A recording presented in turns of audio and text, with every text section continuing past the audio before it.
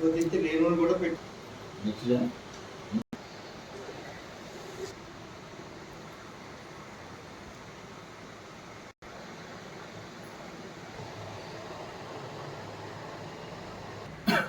4వ తేదీ మన్య విప్లవ వీరుడు అల్లూరి సీతారామరాజు గారి 127వ జయంతి. ఈ సంవత్సరానికి గొప్ప ప్రత్యేకత కూడా ఉంది. అల్లూరి సీతారామరాజు గారి శతవర్ధంతి సంవత్సరం కూడా. ఈ సందర్భంగా జూలై 4న పశ్చిమ గోదావరి జిల్లా కేంద్రమైనటువంటి భీమవరంలో అల్లూరి సీతారామరాజు శతవర్ధంతి నిర్వహణ కమిటీ ఆధ్వర్యంలో పెద్ద ఎత్తున శతవర్ధంతి సభ 127వ జయంతి సభల్ని నిర్వహిస్తున్నాం.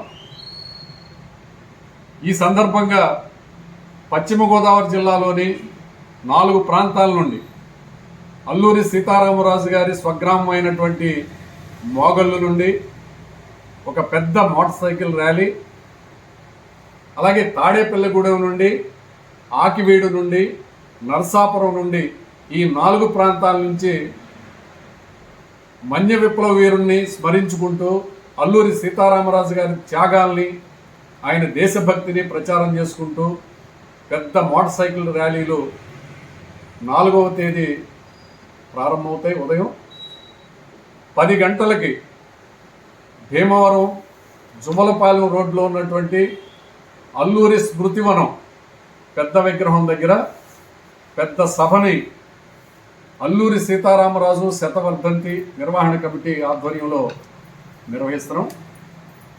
ఈ సభకి ప్రముఖుల్ని ఆహ్వానిస్తున్నాం. ప్రజానాట్య మండలి కళాకారులు సాంస్కృతిక ప్రదర్శనలు, కళారూపాలు ప్రదర్శిస్తారు. ఈ సభలో అందరూ పాల్గొనమని అల్లూరి సీతారామరాజు శతవర్ధంతి నిర్వహణ కమిటీ తరఫున కోరుతున్నాం. మన్య విప్లవ వీరునికి అందరూ ఘనంగా నివాళులర్పించాలని విజ్ఞప్తి చేస్తున్నాం.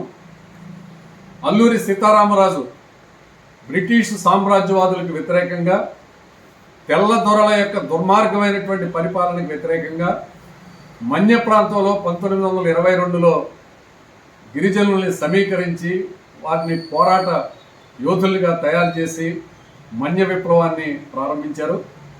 ఆ విప్లవం 2 ఏళ్ల పాటు, అంటే 1922 నుండి 24 వరకు జరిగింది.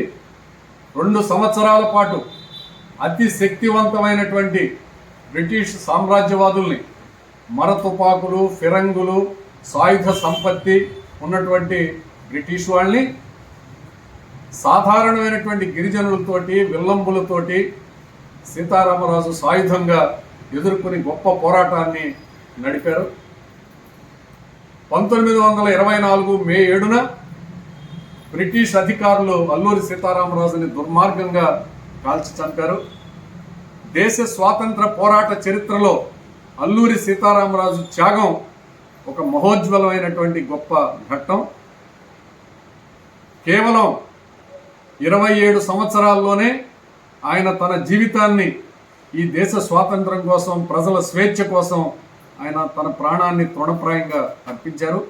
అల్లూరి సీతారామరాజు ఈ దేశంలో ప్రజలందరూ సుఖశాంతులతో ఉండాలని కోరుకున్నారు, స్వేచ్ఛా స్వాతంత్రాలతో ఉండాలని కోరుకున్నారు. ఆర్థిక అసమానతలు పోయి అందరూ సుఖవంతమైన జీవితం పొందాలని కోరుకున్నారు. దానికి అడ్డంకిగా ఉన్నటువంటి బ్రిటిష్ వలసవాదుల్ని ఈ దేశం నుంచి తోలేయాలి, భారతదేశానికి స్వేచ్ఛా స్వాతంత్ర్యాలని సాధించాలి అనే ఒక గొప్ప ఆశయానికి తన జీవితాన్ని అర్పించారు. అటువంటి గొప్ప యోధునికి మనందరం ఘనంగా నివాళులర్పించాల్సిన బాధ్యత ఉన్నది.